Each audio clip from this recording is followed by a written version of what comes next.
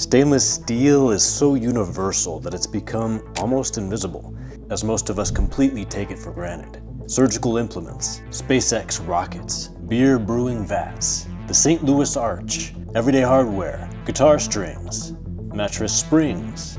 Those can die, in my opinion. No one wants to sleep on metal springs anymore. And of course, what we're talking about today, stainless steel cookware. I'd imagine, and I'd wager, that 90% or more of the people watching this right now have eaten something cooked in stainless this week. And as much as I love cast iron and carbon steel, if I had to live with just one pan, I'd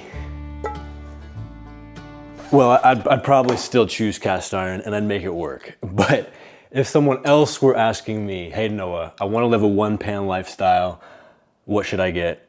I'd tell them, just get stainless steel. It's just so versatile and practical. But it's not without its drawbacks. And some would even say it's dangerous. I'm not going to edge you today. The danger that people talk about is metals from your cookware leaching into your food. And no matter what type of pan you're cooking in, microparticles from that pan are going to be leaching into your food as you cook in it. You're cooking cast iron, you're upping your daily iron intake. Cooking in a copper pan, you're getting more copper in your food. And all stainless steel cookware is made stainless by adding chromium to the iron and to the steel.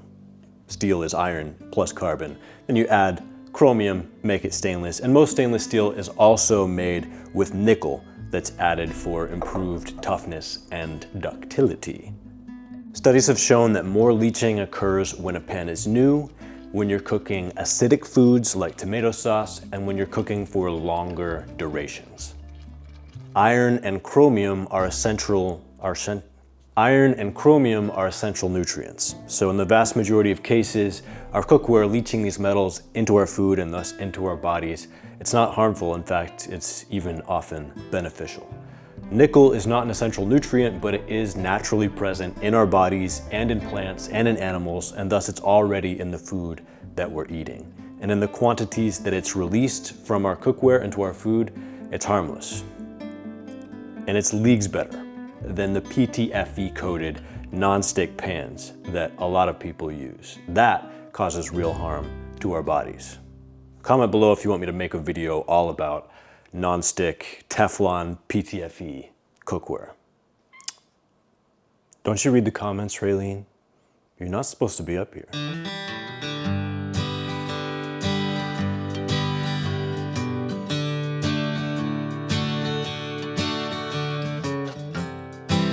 Oh, now you're gonna step in that bowl? Oh, yeah. You're gonna, oh my goodness. You placed your paw in there.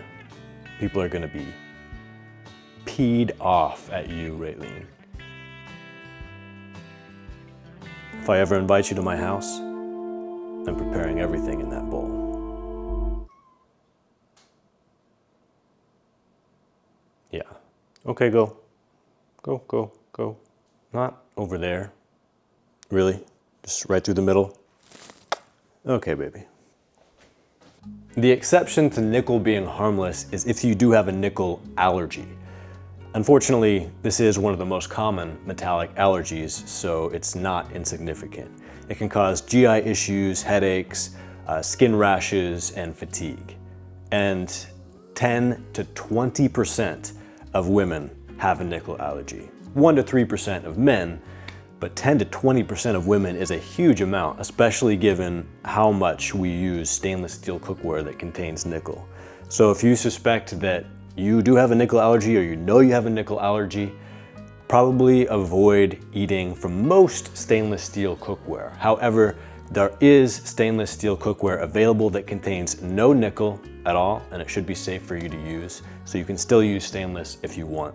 I'll include an affiliate link to this set that's available on Amazon down below in the description.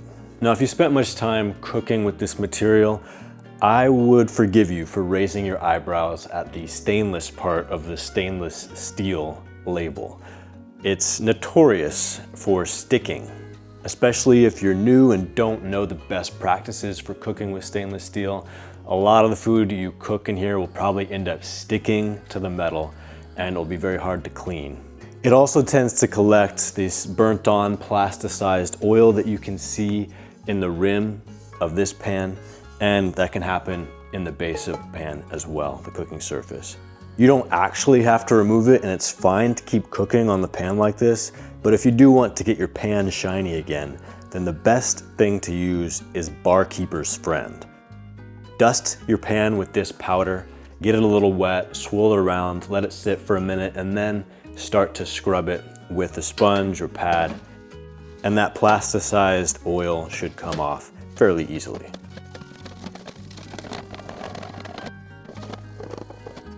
Still takes some elbow grease and some time, but with enough time and enough scrubbing and enough Barkeeper's Friend, you can get it shiny. I'm not all the way there yet. For stuck on, burnt on food, the best practice is just to put it on the burner with some water in the pan, boil it for a few minutes, and then let it cool and scrub it out.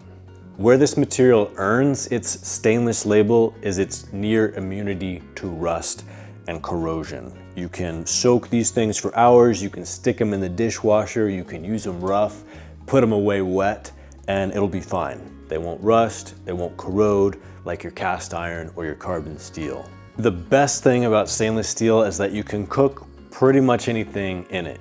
I tend to use it mostly for things that cast iron and carbon steel are weaker in, like boiling water for pasta or making soups or sauces. Stainless steel is not going to be non-stick like a new Teflon PTFE coated pan, but you can avoid that unwanted sticking if you follow some best practices for cooking with this material. The most important thing is to make sure that it's properly preheated before you add oil and before you add food.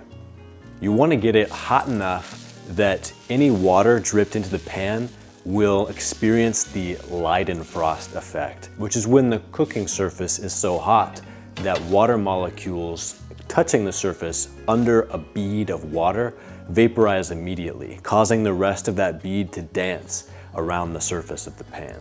Once your pan is around that level of heat, put in your oil, give it 10 seconds or so for the oil to start shimmering and raise its heat level, and then put in your food.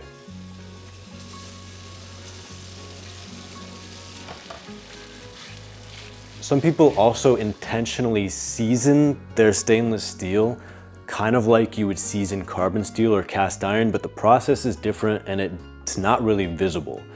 It's kind of mysterious and magical. I don't feel qualified yet to make a video on that, so instead I'll point you to this video. Now for some dishes, any sticking is actually a feature and not a bug.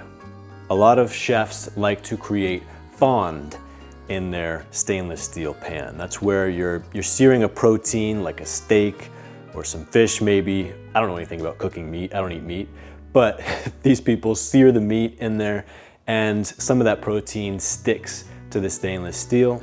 They remove their food item and then they add some liquids like white wine and whatever other flavorings and liquids they want in there. They stir it around. That causes the seared on fond to release from the pan, and that's how they make a sauce that goes with their entree that they just created.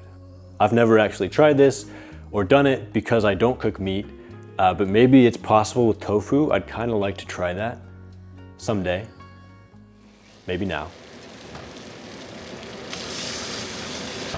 No sticking at all, so no fond. I'll have to learn how to make the steel less non-stick and make some fond.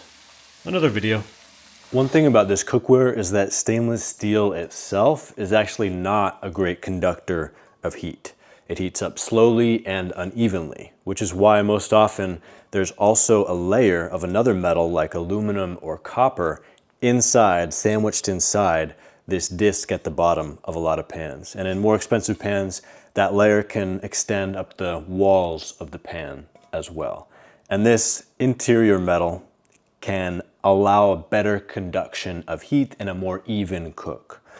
A cheap stainless steel pot might have a very thin layer of this metal or none at all. Now, stainless steel, you don't have to get the best of the best to have a great cooking experience, but you shouldn't get the cheapest either.